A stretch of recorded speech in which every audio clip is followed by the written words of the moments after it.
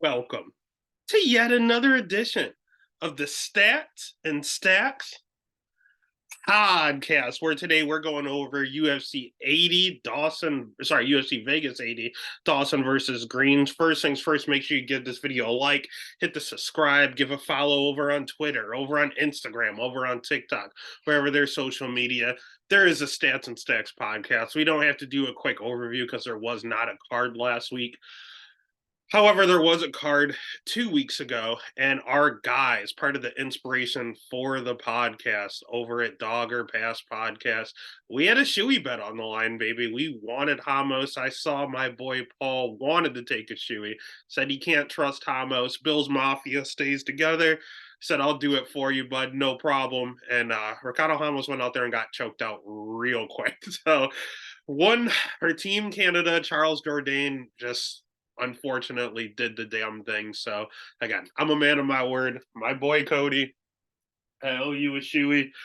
And we're gonna flip the script a little bit. Honestly, my wife is going on vacation on a girls' trip in 2 days here, so single dadding it up. I'm gonna need a lot of alcohol to get through the weekend. So God bless. This is the start of many. So we'll go ahead. We'll just go ahead and get it over right away. I think the last time I wore this shoe, I tore my ACL. So hopefully that's not a thing of hopefully the shoe isn't bad luck because we got some bets and we need to do better this time. So a bet's a bet.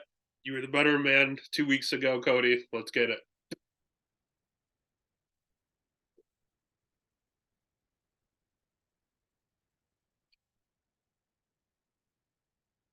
Oh, that is disgusting. It's a terrible idea. Terrible, terrible idea. Jesus Christ, that was bad. Uh, this card, unfortunately, doesn't look any better. This card is trash, to be 100% honest with you. But we did not have fights last week, so we will take anything at this point. So let's just go ahead and jump into the first fight of the night. And you know what? The crazy thing is, we're just going to go nuts. We're also going to do a shoey for every lock. If we're going to do a shoey, we're going to do multiple shoeys. Again, the breakdown, we love to do 2 locks, 2 underdog plays, and 2 totals that we like. So just as an indicator that this is one that I'm going to have a lot of money on, we're going to take a shoey for every single lock of the card. So let's start with the very first fight of the night. We're starting with Mad Grease. We're starting with Montana De La Rosa as a minus 130 favorite, line flipped. JJ Aldridge now plus 110. Over under sitting at 2.5.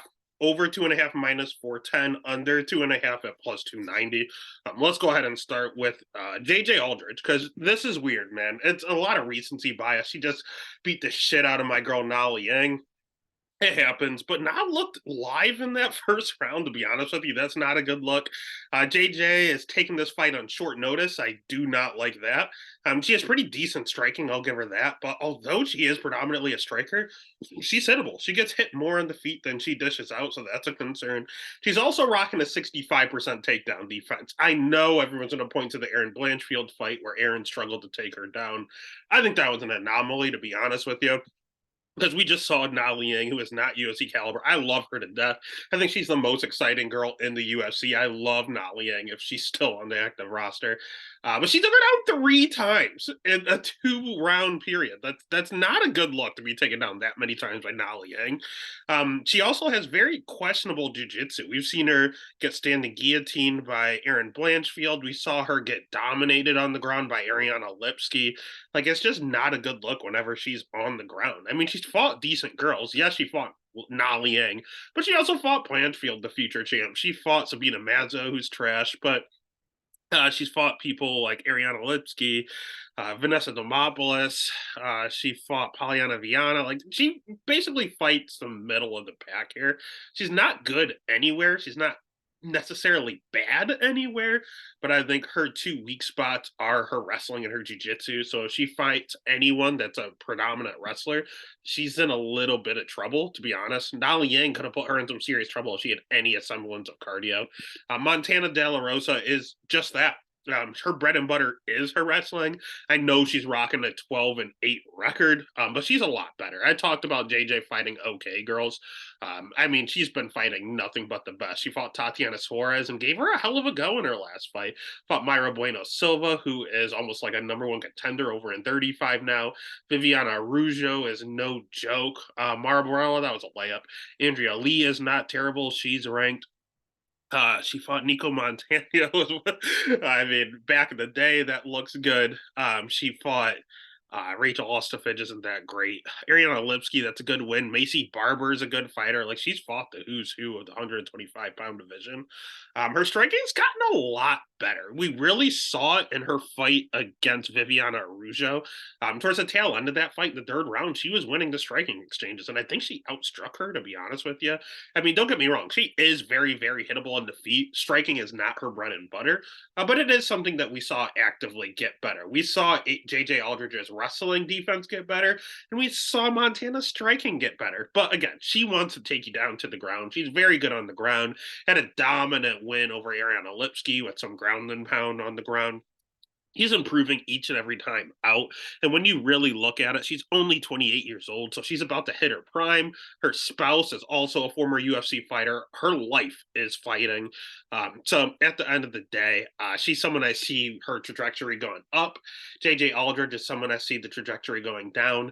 And I did want to be honest with you. We have a rule in regards to the 2 locks, 2 dogs, 2 totals. We do not do anything over minus 300. It's too much of a layup. Like, I'm not going to bet Habib at minus 1,000. It didn't make sense. So we've set that minus 300 rule years ago. And this card's going to be tough because there's a lot of big favorites. So you're stuck with some decisions to make. And honestly, I had to make one of the grossest decisions in the history of Stats and Stacks podcast. And I think with that being said, gonna have to make Montana De La Rosa a lock. I think she's gonna absolutely crush here. She's gonna kill JJ Aldridge. Is it gonna go the distance? I'm not 100% sure. But at the end of the day, you always choose the grappler over the striker, and that 65% takedown defense from JJ is just not going to be it. So we're going to go ahead, we're going to lock Montana De La Rosa and have her be one of the anchors of the fucking parlay. It's going to be one hell of a week. Let's get it.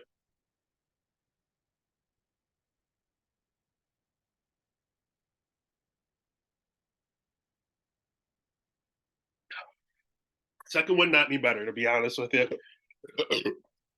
Excuse me, not any better. But let's bet Montana, and I would bet her now because the line is going up. Everyone is seeing what I saw. She started as a dog. She's now the favorite, and the last time I checked, the line was actually minus 140, so it's only going up and up. Bet Montana now. Next fight of the night is another fluctuating line here. We have Johnny Munoz Jr. and Arichi Lang as a straight pick'em. Over under set at 2.5, which is also a straight pick'em at minus 115. So no one knows what to do with this fight. I know Johnny Munoz was originally a plus 120 dog. I placed a bet on Johnny Munoz, pretty happy about it. But now that it's a straight pick'em, I don't know what the hell to do with this fight. I mean, Johnny Munoz is okay. He's 30 years old, so he's basically in his prime. He is really good jiu-jitsu. He is world class on the ground, like so good that he's confident enough to pull guard level good. He's good there. His wrestling is only okay, though. That's the problem. I'm sick of betting these jiu-jitsu guys. They have no wrestling. Yeah, it doesn't matter how good you are at jiu-jitsu if you can't get the fight to the fucking ground. So it's kind of I wouldn't say he's one of these guys with terrible wrestling, but I would say like a Charles Oliveira doesn't have really good wrestling. It's okay, but it's not terrible. He can get some people down to the ground. So if you have any sort of takedown defense, he can't get you down. If you're not the world's greatest wrestler, he can get you down. That's kind of the way it goes with him. But unlike Charles, Munoz cannot strike to save his life. He has a really stiff, hard jab. I'll give him that. That's it. That's literally the only tool he has on his feet. His last fight, he pulled guard a ton against Wiley Cat. That is also not a good look. I hate guard pullers. I can't stand it. And when he is fighting, he's extremely low volume, and you can walk this man down. He does not have good reactions. Optically, it's not a good look to judges. He does not like to get hit. And although he will have a 2-inch reach advantage, which will help that jab he has, if you're getting walked down and if you get taken down and you're willing to play jujitsu on your back, it's not a good look, man. He loves to play jujitsu. Again, he pulled guard at least 3 times in his last fight, and it was throwing body triangles from the bottom. Like he wanted no part of the feet. He was doing everything he could to stay on the ground. Don't get me wrong, his jujitsu is that good. He can sub some guys off your back if you have bad jujitsu. And I don't know what we have with the Ricci leg. He might have the right dance partner, to be honest with you. Ricci Lang has good striking, really high volume, complete opposite of Munoz. He has really good striking, really high volume. He's a little hittable on the feet. But he's a former 125 pounder. Like he's not huge. I think he's better at 135. He was a massive 125 pounder. I think he's much better at 135, much better suited. But he has a 55% takedown defense. That's not good going up against someone with Munoz who has okay wrestling. And his jiu-jitsu, not good. When you go around his record, his last fight, he did get knocked out for the first time ever. Cody Durden was able to just backpack him seemingly the whole fight. And then you go to his regional scene. He's been submitted quite a bit. Let's see, 1, 2, 3. He's been submitted about 4 times, which is just not a good look here, especially going up against a black belt in Munoz. The only thing I have with Ricci Lang on the feet that bothers me is the fact that he's hittable because he does not move his fucking head. He refuses to exude any sort of head movement. He has a big ass head. It's not a hard target to hit, and he doesn't seem to care. He thinks he's invincible. He thinks he can walk through everything, walk you down, and take you out. So these are complete opposites. When you really look at it stylistically, Ricci Lang walks you down, throws a ton of volume, has some decent power, and puts you out. Johnny Munoz can get backed up and does not like to get hit. So that does not look good. Point Ricci Lang. But on the flip side, Ricci Lang has 55% takedown defense. Johnny Munoz, okay wrestling. Ricci Lang gets submitted all the time. Johnny Munoz, black belt, world class on the ground. Point Johnny Munoz. So this fight really comes down to the wrestling. If Munoz can get a Ricci Lang down, it's game over. If Munoz can't, he might be in some serious trouble. So I think the right thing to do is just bet the under. Ricci Lang very well could knock out Johnny Munoz. I mean, Tony Gravely did it in seconds. But on the flip side, Johnny Munoz can definitely submit Ricci Lang. So initially, I was all over Munoz at plus money. Now that it's a straight pick 'em, I don't want to pick a side. So the pick is going to be Munoz. I'll always favor the grappler. But the best's just going to be the under. Don't overthink it. Under 2.5, if you want to give yourself a little more time, considering it's 135 in a smaller weight class, fight doesn't go the distance. It's still decent odds, and I think you're perfectly fine there. All right, next fight of the night. We have Greece, man. We have Kanako Murata at minus 355. Jesus Christ. Going up against Vanessa Demopoulos at plus 280. Over under set at 2.5. Over 2.5 minus 280. Under 2.5 plus 210. Let's start with Murata, just because you may not recognize her because we haven't seen this girl in over 2 years. Like, she is world class wrestling in female MMA standards, at least. Like, she's a very, very, very good wrestler. But that's all she has. That's literally all she has. Her jiu-jitsu was fine on the regional scene, not so much in the UFC. Her striking is terrible. She can't strike, and I hardly see any of it because she just goes for takedowns, whether they're trip takedowns, body locks. I've seen her go for. She loves her inside trips.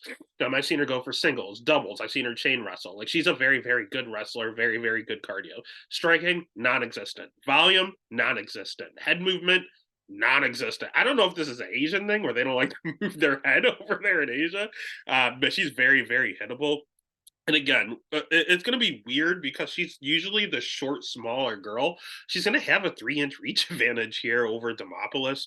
Her 2-year break was because of a broken arm. It's not like she just took off.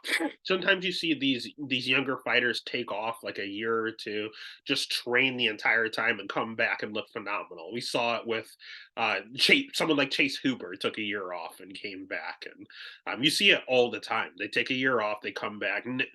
Was it Negaramanu? I can never say his name. Nikolai Negaramanu. whatever the hell his name is. They always take years off and then they come back and they're just killers. Murata, no, she had a broken arm. Verna beat the shit out of her and snapped her arm in half. And she just refused to tap. The ref didn't realize that she had a broken arm until she was not using it for an entire round. The entire second round of their fight, she did not use her arm until they checked it, realized it was broken, and ended the fight. So kudos to her for fighting for your money. She has broken ligaments or broken arms and broken bones, and she's still out there fighting for you. But I don't want that. I don't want a one arm fighter. I had that with what's his name, Yanaz, when he fought Chris Duncan. Like I always bet these people with one arm. I thought, hey, it is what it is. On the flip side, I'm very concerned about her arm because Vanessa Demopoulos has a pretty decent arm bar herself. That stripper guard can get a little dangerous. That's about all she has. Her jiu-jitsu is good. It's very, very good. And again, she calls it the stripper guard because she is a former stripper. Does she look like this anymore? No, I don't know where they got this picture from. It's definitely dated. She does not look like this anymore. But she is also 35 years old, so keep an eye on that. She's nearing the end of her prime here.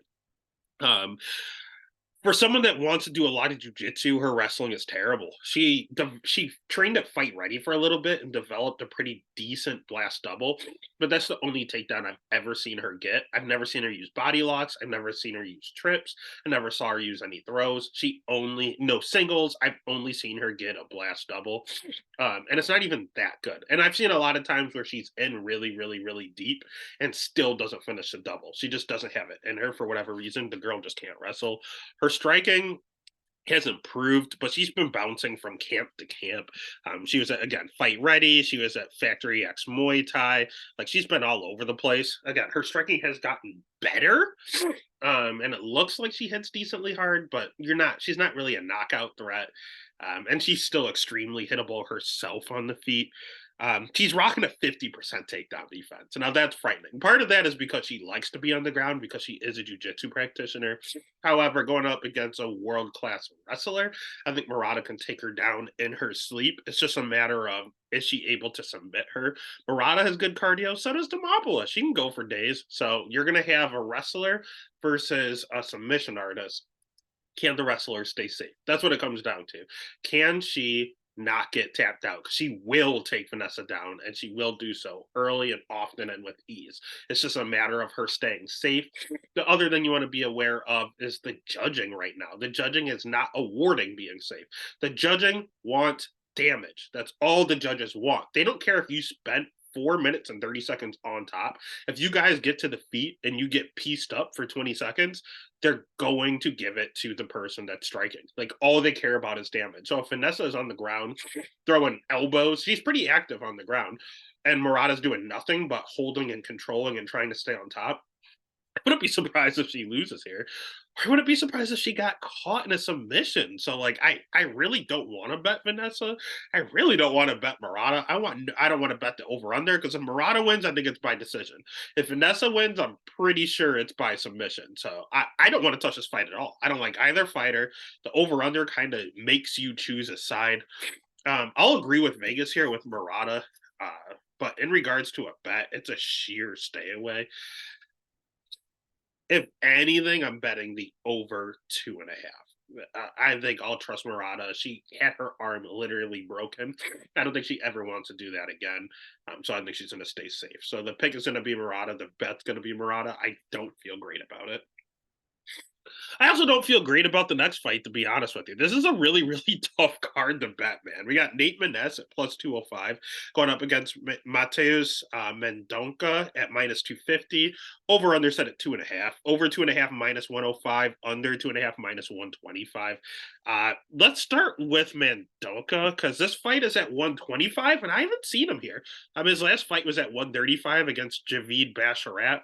And he went out there and did well. He performed very well. It's one of those they lost but look good in a loss. Like he's training on a shoot to box. So the kid that fought, Felipe, that fought Manel Kopp a few weeks back. from the exact same camp look good on a loss, they're probably going to give him someone that's beatable, and he's going to be a huge favorite. That's what the UFC does. They give someone up. They think that they're going to get absolutely killed. They perform, and then they try to give them a winnable matchup. That's what they do over and over and over again. And we just saw it in the Contender Series last night. That dude from Bahrain beat the absolute shit out of that Medina that Bisbing loved for some godforsaken reason. And then he gave Medina a contract. Medina didn't look good. He was just able to take punishment. He was just durable. He literally got a UFC contract for being durable because he didn't do anything, to be honest with you. So that's what we're looking at here with Mendonca, man. He looked really, really good against Javid Basharat, the undefeated. Somebody had to go. That O had to go. It was Mendonca, but he impressed, man. He has good striking. He has that shoot to box style. They all fight exactly the same. Charles Oliveira, the aforementioned Wiley Cat, Daniel Santos, even Mendonca, man. They all march forward, have really good striking. They have really good jiu-jitsu, and they have okay wrestling. The wrestling isn't good, but it's not bad, man. They can take you down if they want, if they keep trying. If that's in their game plan, they can get you down eventually. It may not be the first, it may not be the second, but they'll chain some stuff together, hit some good timing, and get you down eventually. So at the end of the day, the kid's good. He's super young, man. He's only 24, I want to say. He's 24 years old at a good camp, moving forward, already has UFC experience. The one thing with Shooter Box, though, you can get hit, and all of them get hit more than they dish out. But they dish out, they make it count, and damage counts to these judges. But he himself is also hittable. His cardio's okay. He does have a propensity to slow down a little bit, but his jiu-jitsu sneaky good. I mean, you look at his regional scene, you would think that he's a knockout artist from the way he fights. And his Contender Series fight, he got a knockout. But when you look at his regional scene, a lot of submissions here, triangles, kimuras, arm bars. Like, he has just as many submissions as knockouts. So the kid's pretty well rounded, and he mixes in the takedowns well. Again, he's not a good wrestler. He just blends it in really well. I like this kid a lot. I love the Shoot a Box camp right now. They're just producing killers. On the other side, we have Nate Maness, who's going back down to 125, and he looked terrible there. He's a 135 pounder. He is not a 125-pound fighter.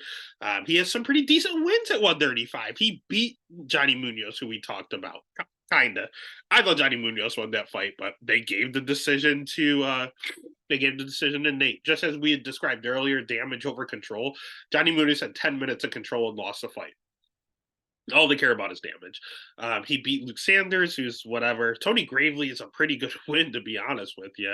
But there's a lot of just controversy with Nate, man.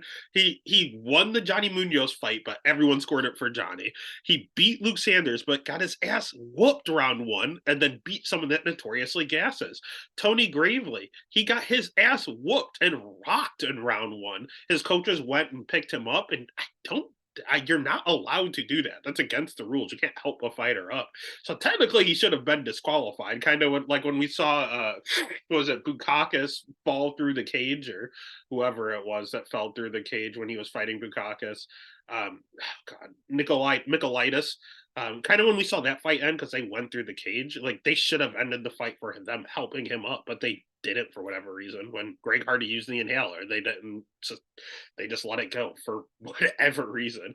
But the irony is, he came out and he knocked out Tony Gravely the next round. So it's weird stuff going on, man. So basically, his wins in the UFC was a screw job, coming back again, come from behind against a gasser, and then one where he should have been disqualified. So then the UFC got sick of this shit, and they gave him Umar. He didn't struggle with him, but it was a lot closer than people thought. They thought he would just go out there and finish Nate Maness right away. He went a whole 15 minutes with Umar. Umar wanted to just kind of grapple the whole time, which isn't usually like Umar. He's usually the striker of the Dagestanis, but whatever. And then they gave him to Tagir, and Tagir said, watch this, I'm going to look better than Umar, and submitted him in 2 minutes. And again, that was at 125, where he looked absolutely terrible. Traditionally, he has good cardio. He's only 32, so he is in his prime. He is just a comeback kid. He is a little chinny, don't get me wrong. He's rocked in a lot of these fights. But his striking is usually where he thrives. The striking's not bad. He's a little lower volume, but that's because he gets taken down a lot.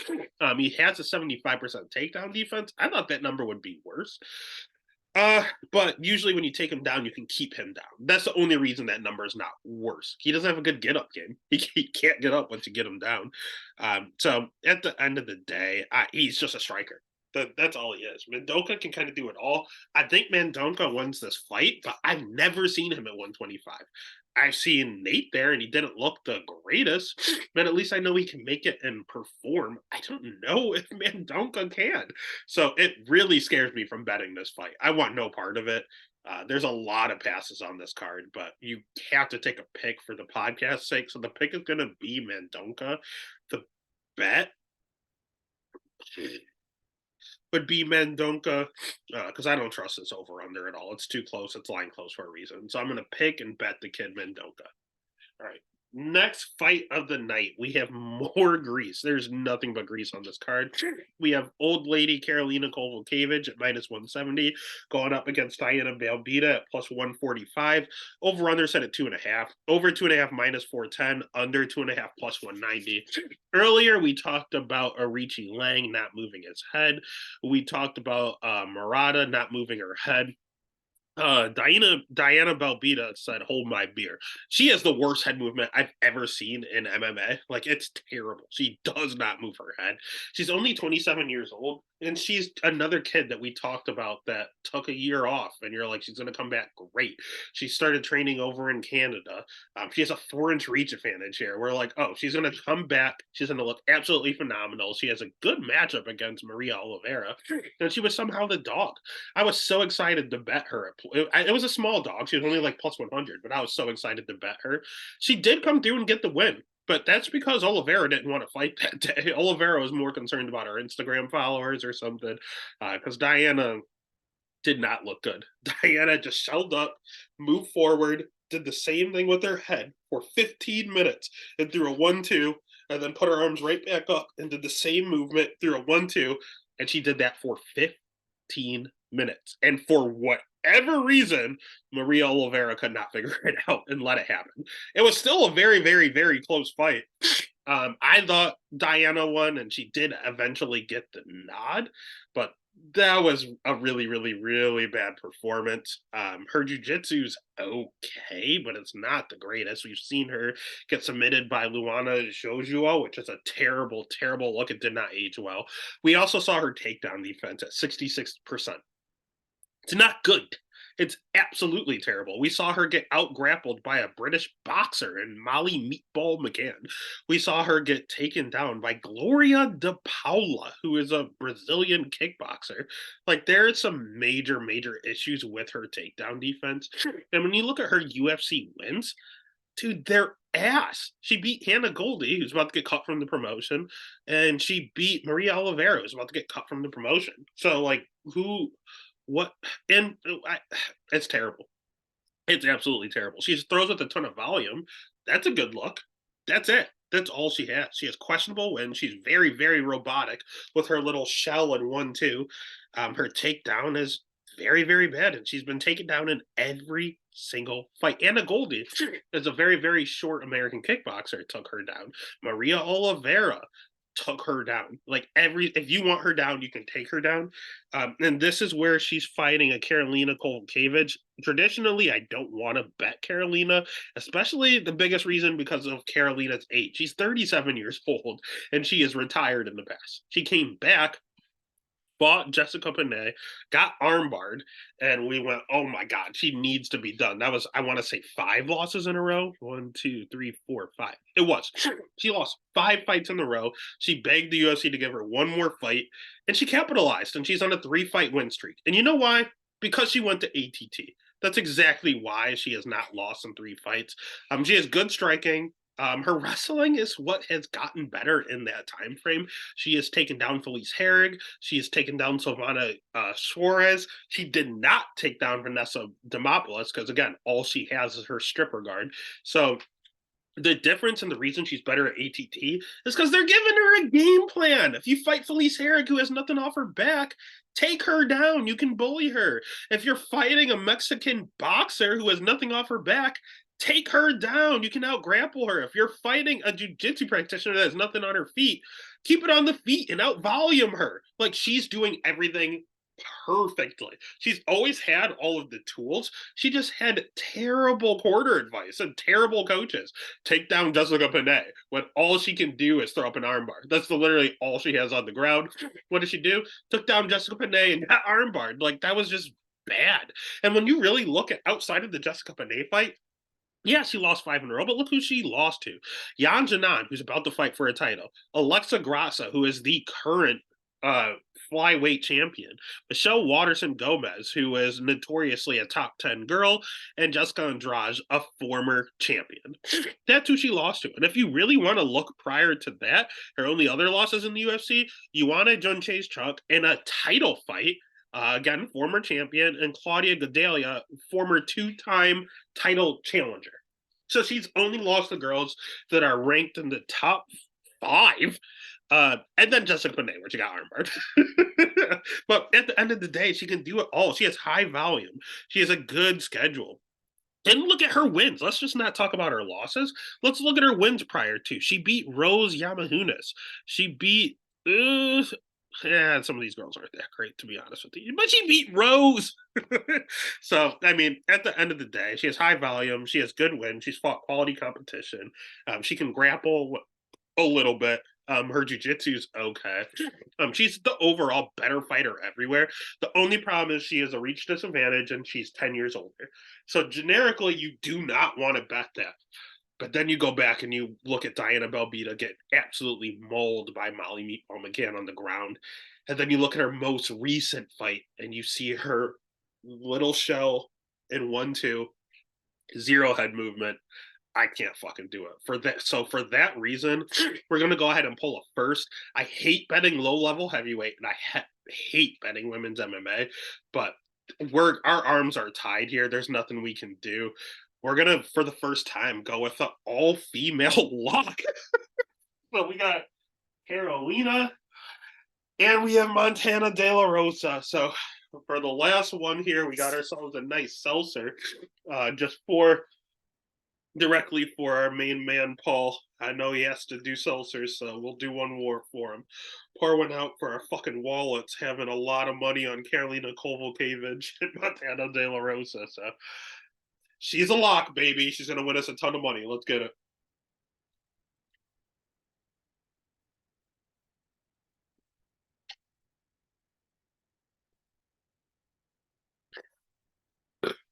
Seltzer was actually a little harder, to be honest with you.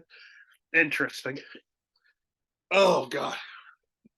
I know what's grosser, those locks or that seltzer. It is what it is. All right, on to the next one. Actually, this is the grossest part. Ian Cutelaba is a minus 150 favorite. That's fucking disgusting, and that's why we're betting on women's MMA this week. Going up against Philippe Lens at plus 125. Over under set at 1.5. Over 1.5 is plus 115. Under 1.5 at minus 145. Let's start with Felipe Lens because he has to be real bad to be an underdog to Ian Cutelaba. And he is, man. He's 38 years old. He will have a 3-inch reach advantage, which is nice. And I will give him, he has some of the fastest hands I've ever seen at heavyweight and light heavyweight. It's not that his boxing is great, but he's fucking fast. His hands are fast. I've never seen faster hands in those two weight classes, to be honest with you. But that's where the compliments kind of stop. His wrestling's okay. It's not that great. We saw him implemented against people like Marcin Prachnio and Maxime Grisham, but they aren't exactly great wrestlers, to be honest with you. His jiu-jitsu on paper, he's a black belt, but we don't really see it, to be honest with you. I think it's one of those fake black belts. Although he's really, really fast with his hands, he's hittable on the feet. And he's mainly hittable on the feet because he slows down in his fights, man. His cardio is very, very questionable. And in regards to his wrestling, it's showing 100% takedown defense. But against who? I mean, the man fought Maxime Grisham, who's not a wrestler, OSP, not a wrestler, and he knocked him out in 40 seconds. And that was old man OSP that should have retired years ago. Marcin Prachnio, not a wrestler. Tanner Boser, not a wrestler, and he got knocked out in the first round by Tanner Boser. That has aged terribly. And Andrei Arlovski, not a wrestler. So the fact that it even says 100% takedown defense, I'm shocked that someone went for a takedown out of those people that I had just mentioned. So don't let that number fool you. At the end of the day, it's really just how hittable he is and how much he slows and how chinny he is. He's got knocked out quite a bit. Again, Tanner Boser knockout, not a good look. He's been knocked out in Bellator twice. He's lost due to knockout on the well, that was an injury on the regional scene. So the man doesn't have a ton of losses. He only has 5 losses, and 3 of them are by knockout. Not a good look. More than half is him just getting pieced up. And he's 38 now, so that chin is only getting worse. On the flip side, we have Ion Cutelaba, who hits decently hard, to be honest with you. But he's predominantly a wrestler. He has really, really good wrestling, to be honest with you. His striking, he hits hard, but it's not that good. His schedule is good, though. He's fought a lot of great guys. He fought Johnny Walker. He fought Ryan Spann. He fought Kennedy Njoku. He's fought Devin Clark, who's not terrible. He fought the future champ Magomed Ankalaev twice. He beat the shit out of Khalil Roundtree, which looked good. Former champ Glover Teixeira. Like, he's had a really, Jared Cannonier. Like, he's had a really, really, really tough schedule, to be honest with you. And I mean, his record kind of shows for it, but he himself is a little chinny. His jiu-jitsu is all right offensively. Defensively, it can get exploited a little bit. But he's 29 and he's at Extreme Couture. He looks better. I mean, I wish I could see the version of him that fought Devin Clark. That version was awesome. That version is a top 10 guy in the world, but we've only seen that version once. We didn't see that version his next fight against Ryan Spann. We didn't see that version next fight against Johnny Walker. We didn't see it against Kennedy Njoku. And to be honest with you, that Tanner Boser stoppage was a little early. It was a little quick. It was a little fast. So we really didn't see that version in that fight either. We saw a go out there and swing version of him again.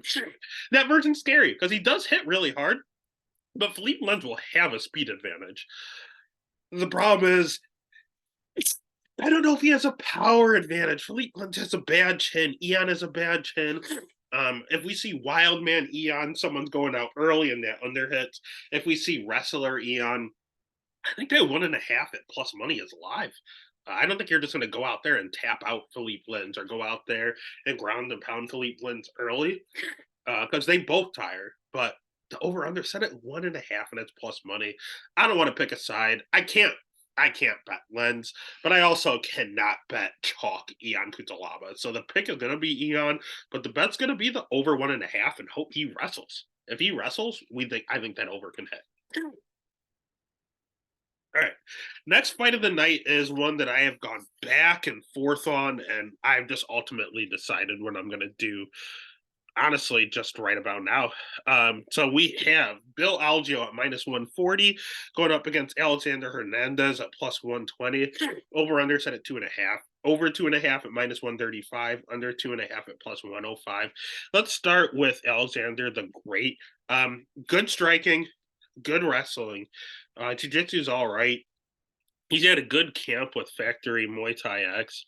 Factory X Muay Thai. My problem with him is his cardio. And the fact that this is down to 145. I think his cardio actually looked worse the last time he went down to 145.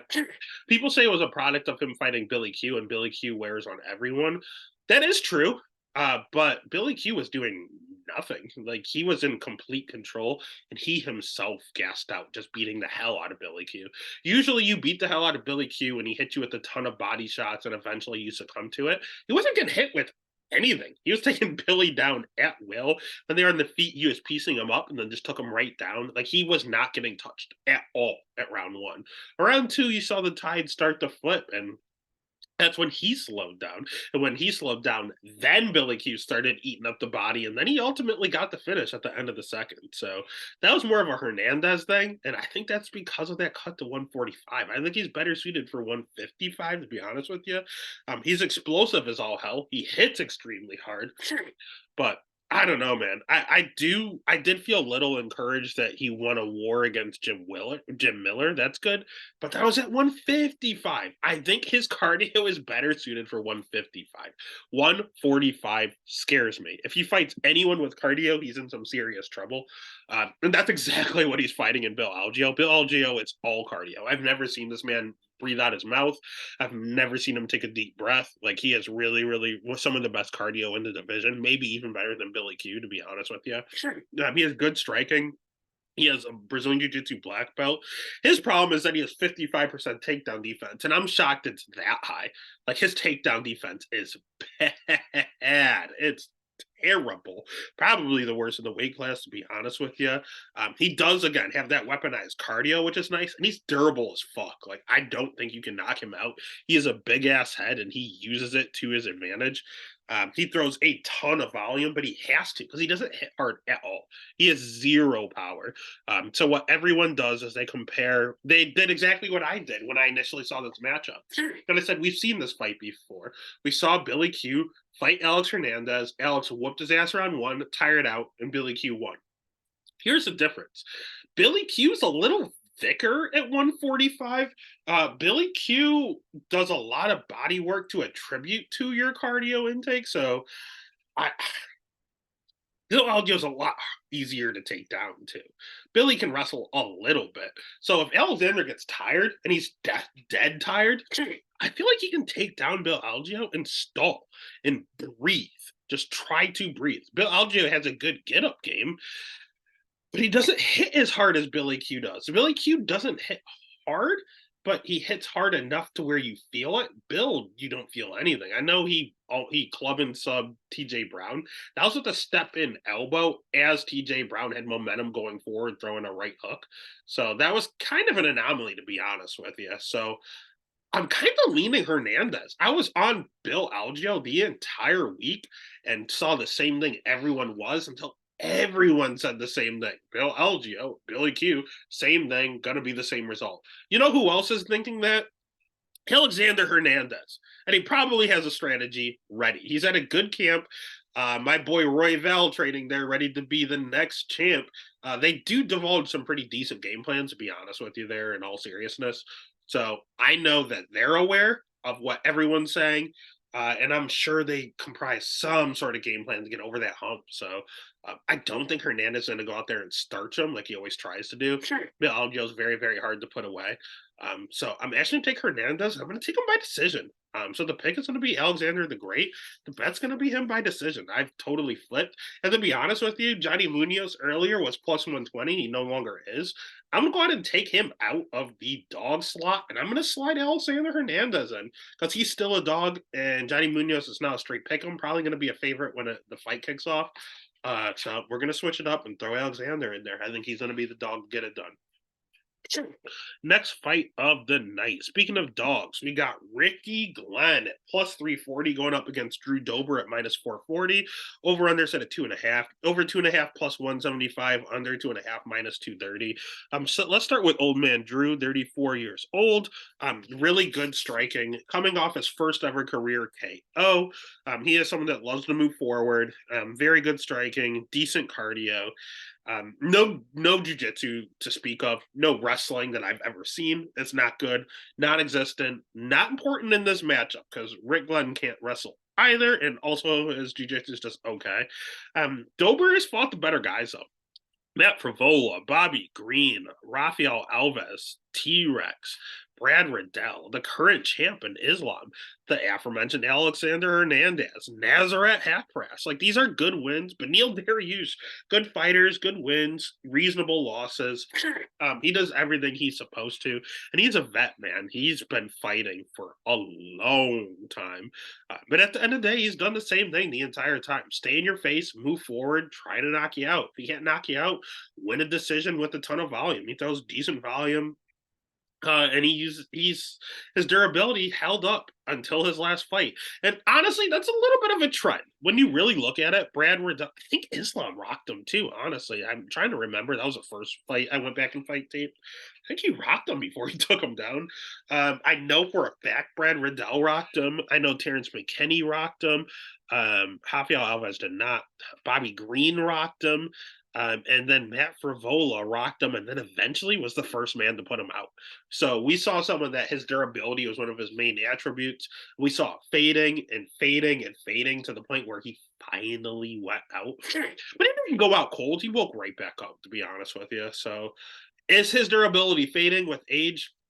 Yes. Is everyone just going to go and knock him out now? No. And I don't think Rick Glenn can. Rick Glenn hits a lot harder than he looks. He does not look intimidating whatsoever. However, he does have good striking, and he has a few knockouts on his record. I mean, his last win came by knockout in like a few 30 seconds against Neto BJJ and Hakeem Silva. Yeah, 37 seconds in. He's also coming off his first career KO. So there's a lot. You talk about recency bias a lot. I think the recency bias is in the total. We have the over under at 2.5. Both these men are notoriously hard to finish. Both these men have a ton of fights. Drew Dober had over 30 fights. So does Ricky Glenn. Both these men have over 30 fights, only knocked out once. The over 2.5 is plus 175. If you want to talk about recency bias, I'll eat that every day of the week. Now, you want to talk conspiracy? This is the conspiracy fight of the night. Which one is right? Because there's Rick Glenn and there's Ricky Glenn, and they're two different animals. Rick Glenn showed up against Chris Sesciagos and got knocked the fuck out in a minute.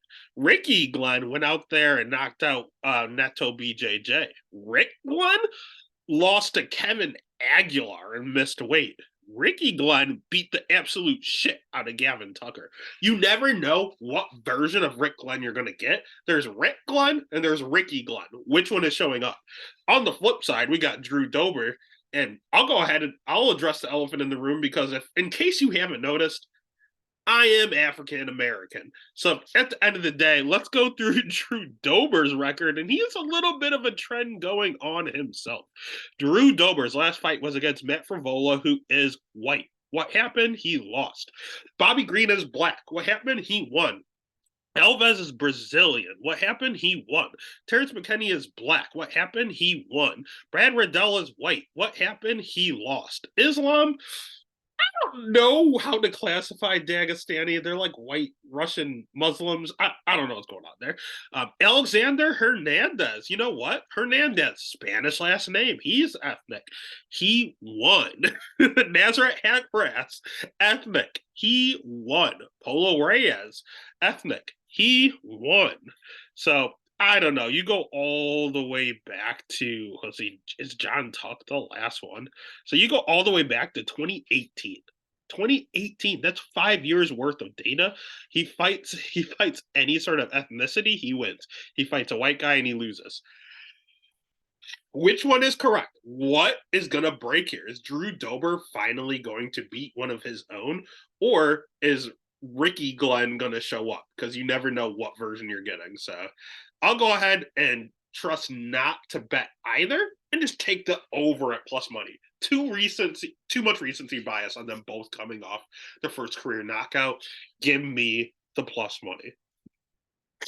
Next fight of the night. Speaking of white people, we have Alex Morono, the Great White, which I also think he's Spanish as well. But he's plus 155 going up against Joaquin Buckley at minus 185. Over under set at 2.5. Over 2.5 plus 130. Under 2.5 minus 165.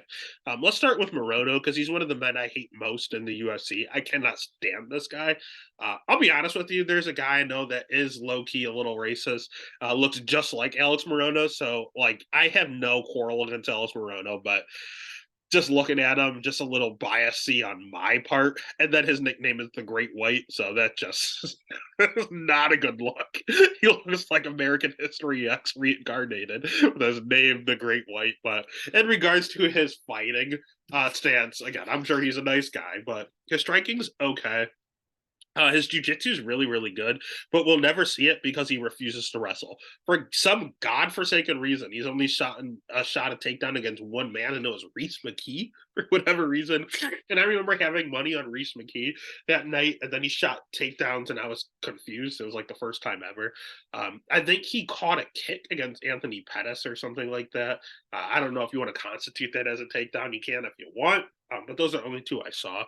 The thing with Morono, he has good jiu-jitsu, he has good striking, he has a ton of volume. He's fought a lot of good guys. He's chinny, man.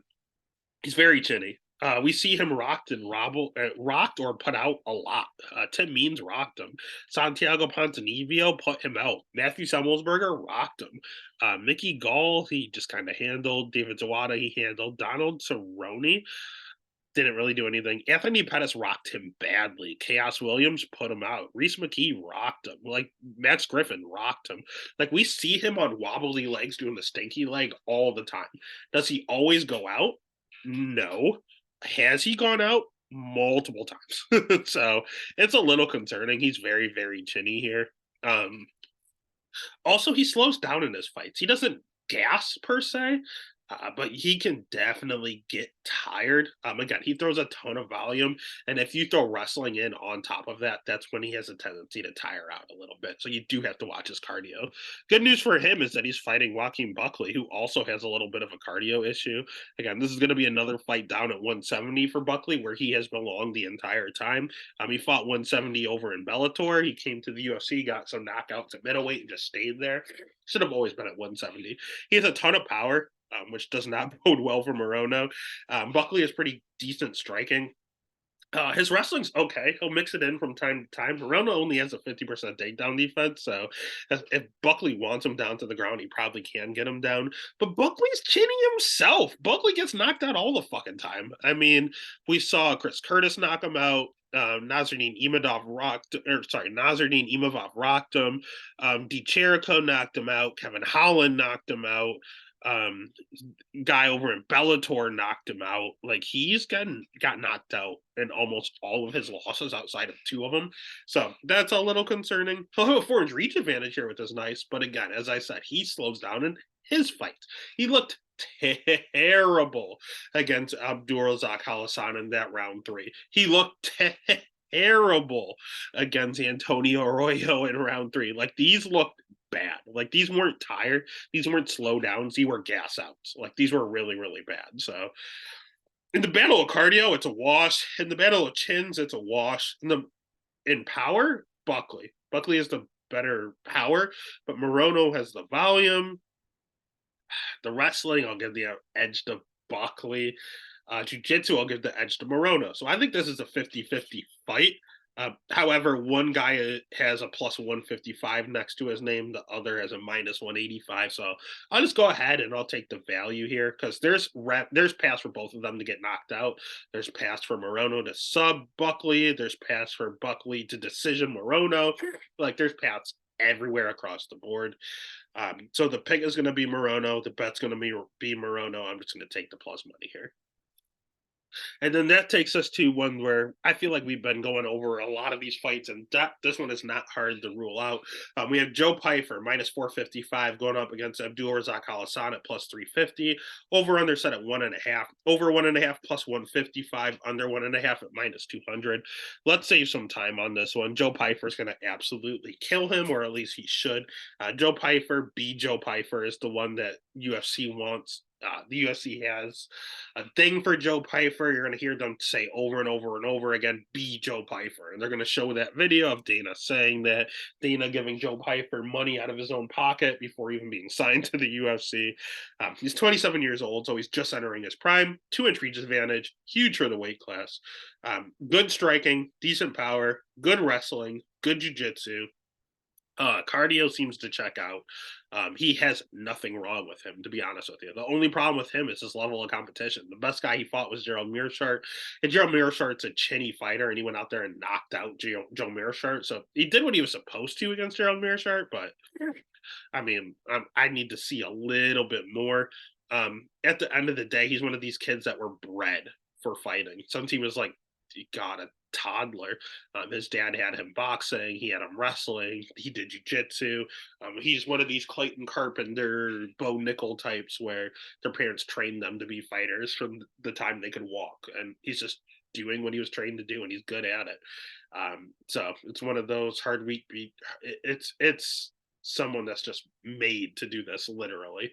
On the other side, we have Alassane, who, what a shame that he lost a lot of his career due to being incarcerated for stuff that he was proven innocent of. So kind of sucks because he's 38 years old and Father Time is undefeated.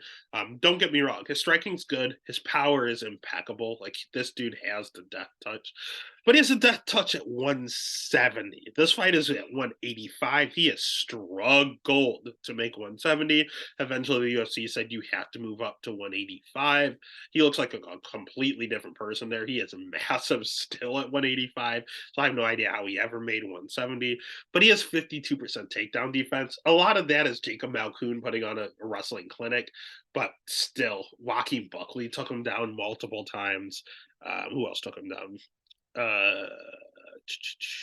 Yeah, Buckley took him down like 5 times. That's not a good look. Lazez took him down. He just has a few guys that are not great wrestlers take you down multiple times. So that's not a good look. He also slows down in his fights. So essentially with him, you beat Alassane 2 ways. You grapple, he loses all his power, and then you beat the shit out of him and you just outgrind him with wrestling and control. Or you knock his ass out. Chaos Williams is able to do so. Go out there and knock him out in under 30 seconds. So do you gas him out and then take advantage because he's a sitting duck, or do you just knock him out right away? Joe Pyfer's a good wrestler, sneaky good wrestler. And we know that he's a good striker and has a ton of power. Joe Pyfer can do both. So obviously the minus 455 is warranted, but I'm just going to play the under. Do I want to do under 1.5? I don't know. And is Pyfer, the only reason Pyfer is not like, I'm not going over the moon saying bet the house on him, is because Alassane is kind of like betting against Derek Lewis. Derek Lewis is not the greatest fighter in the world, but he has a death touch and he can knock out anyone at any point. So you do have to be careful with the amount of money you put against him. But at the end of the day, I'll take talent over power any day. So I'll go ahead and pick Pyfer, and I'll just throw him in a bunch of parlays to kind of soften the minus 455 bluff. And then that takes us to the main event. If you haven't already, give this video a like, hit the subscribe, give a follow over on Twitter, over on Instagram, over on TikTok, wherever there's social media. There's a Seth and Stacks podcast, and thank you, salute you for making it this long. In regards to the main event here, we got Bobby King Green as a plus 310 dog going up against Grant Dawson at minus 445. Over under setting at 4.5. Over 4.5 plus 155. Under 4.5 minus 200. Let's start with Grant Dawson. Grant Dawson is a phenomenal wrestler. He's really, really, really good on the ground. He's at a good team now with ATT now that James Krause's camp has dissolved. Now, don't get me wrong. He did leave before that camp disbanded, but it was just a few months before, so maybe he knew. I have no idea. At the end of the day, his wrestling and jiu-jitsu is his bread and butter. It's never changed. His striking sucks. His cardio, everyone's going to point back to the Ricky Glenn fight where he absolutely gassed out. But I don't know, man. It's looked fine his last few fights. Ever since he's been the ATT, it's looked fine. Mark Madsen, he looked fine. Jared Gordon, round 3 finish. Again, Mark Madsen, round 3 finish. Damir Asmagulov went all 15 minutes. Like, his cardio, they've definitely woven him into a Superman there. Striking, they don't care. He's never going to use it. Low volume, bad. Doesn't matter. He wrestles and he grapples. He's a wet blanket. You cannot get him off of you. And his back tank is very Aljo-esque. Like, this dude is literally, if I want to say he's like white Aljamain Sterling, but he can't really strike at all. At least Aljo can strike. He just is a wet blanket on top, man. If he gets your back, it's game over. Count the round over. He's not losing the position. End of the day, whatever you do not let him take you down. And whatever you do, the fight is over if you let him take your back. Here's the problem I have with Bobby Green. He's rocking a 74% takedown defense, and the times where he did get taken down and had to get back up, he gives up his back to do so, and you can't kind of like Uriah Faber style, where a lot of guys do whatever they can not to give up their back. Faber would do it, stay safe, and get right back up while giving up his back. That's what Bobby Green does, and I don't know if it's because he's 37 and that's what they were taught to do back in the day, but that's not a good idea about against Grant Dawson. So he needs to keep this on the feet. Why? Because Bobby Green is a good striker. Bobby Green has great cardio. He has really high volume. He's fought a lot of great guys. He's fought the better guys. He fought the champ in Islam. He fought Tony Ferguson, which isn't that great now. He fought Nazareth Hackpress. Not a bad win. Alan Quinta knocked him out. That's a good look. Lost to Rafael Fiziev. Good guy. Tiago Moises, okay fighter. Like he's fought some pretty decent guys, to be honest with you. Again, he's 37 years old. Not a fan of that. His jujitsu's okay. It's not good. It's not bad. It's just okay. But it's grappler versus striker here again. It's just a matter of if Green can keep this on the feet. And I did mention already he has a 74% takedown defense. Against who? Who the fuck is taking him down? Look at the people he has been fighting. Like literally in the UFC. Dustin Poirier can't wrestle. Let's see. Josh Thompson can wrestle. God, we're going all the way back here. So let's not go all the way back to 2013. Let's go from the last 5 years. Jakar Close can't wrestle. Not the greatest wrestler. It's all right. Francisco Trinaldo, not the greatest wrestler. Clint Guida is a good wrestler, and he was able to win that fight. I'll give him that. Nando Veneta can't. He wrestled D2, I think, but not really. Doesn't utilize it in UFC. Dylan Patrick can't wrestle. Tiago Moises, not a great wrestler, we saw. Rafael Fiziev doesn't know how to shoot a takedown. Alan Quinta, terrible wrestler. Nazareth Hagpress has never shot a takedown. Drew Dober has never shot a takedown. Jared Gordon, horrid wrestler. Tony Ferguson, 40 years old and never wrestles. So, like, 74% takedown defense does not look good when you're fighting people who have quite literally never taken a takedown attempt in the UFC. So, I don't know, man. If he fights a good wrestler, he's in trouble, and that's what he has here in Dawson. So I'm gonna have to side with Dawson. I'm gonna have to pick him. In regards to a bet, it's simple, man. Bobby Green at plus 310. You hedge. You put Dawson in every single one of your bets. Every single bet should be a parlay, and then just throw a little hedge on Bobby Green, and that's simple. It's easy. It's easy way to assure you win money. So the pick is Dawson. The bet is Dawson in every single fucking parlay, and you hedge your ass off with Bobby Green. You only throw a little bit of cheddar down to guarantee yourself money. And that's UFC Vegas 80. Please take a look at these props. They're insane. Things like Vanessa Demopoulos plus 800 by sub. Like a lot of their only win, a lot of the ways they win are the odds are ridiculous. Hernandez by decision, I can't wait to see. Like, there's just a lot of fights on there where these props, there's just a ton of value on the props. So please keep an eye out for that as they keep popping up. DraftKings usually puts them out on Thursday, so keep an eye out. Otherwise, it's a shitty card. It's a tough card, but we finally have fights back. Shout out to Dog or Pass. You guys are the GOAT. Appreciate everything you do. And let's get paid, baby. Let's get it.